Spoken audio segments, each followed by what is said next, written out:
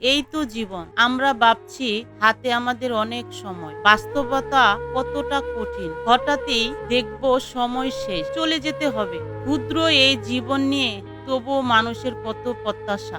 আসসালামু আলাইকুম। আমার পাকের ঘর থেকে সবাইকে স্বাগতম। যেদিন রান্না করতে মন না চাইবে সেদিন মাছ মাংস চাইতেও বেশি মজার ডিম আলুর ঝোল করতে পারেন। অনেকেই অনেকভাবে ডিম রান্না করি আমরা, কিন্তু আমি কিভাবে রান্না করি সেটাই দেখাবো আজ আপনাদেরকে। তো চলুন, প্রথমে আলু আর ডিম অল্প লবণ দিয়ে সিদ্ধ করে নিব। লবণ দিলে তাড়াতাড়ি সিদ্ধ হয়ে যায়। এই তো সিদ্ধ হয়ে গেছে। চুলায় কড়াই বসিয়ে সরিষার তেল দিয়ে দিব। তেল গরম হয়ে আসলে হলুদ লবণ মাখিয়ে রাখা ডিম তেলে দিয়ে ভেজে নিব। এখন হলুদ লবণ মেখে রাখা আলুগুলো ভেজে নিব।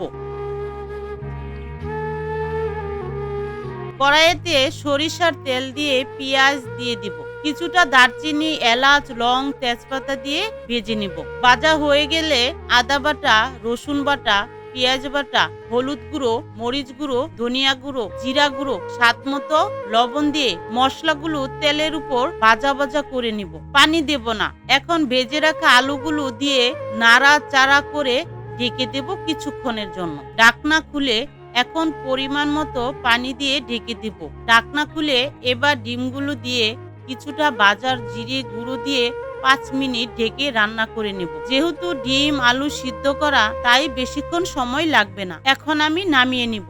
অসাধারণ স্বাদের ডিম আলু এই রেসিপি মাছ মাংসের স্বাদকেও হার মানবে। তো বন্ধুরা, আজকের ডিম আলুর রান্না এখানেই শেষ। দেখলেন তো খুব কম উপকরণ আর সামান্য সময়ের কতটা মজাদার কিছু তৈরি করা যায়। রান্না শুধু পেট ভরানোর জন্য নয়, এটা আমাদের ঘরের উৎসতা আর পরিবারের হাসি ফিরিয়ে আনার একটা উপায়। আপনারা বাড়িতে বানিয়ে খেয়ে দেখুন আর পরিবারের সবার মুখে হাসি ফুটান। যদি এই রেসিপি ভালো লাগে লাইক দিন, কমেন্ট করে জানিয়ে দিন কেমন লাগলো। আর হ্যাঁ, নতুন নতুন সহজ ও মজাদার রেসিপি পেতে চ্যানেলটি সাবস্ক্রাইব করে পাশে থাকুন। তাহলে আজকের মতো বিদায় নিচ্ছি। ভালো থাকবেন, সুস্থ থাকবেন। আবারও দেখা হবে নতুন রেসিপি নিয়ে। আল্লাহ হাফেজ।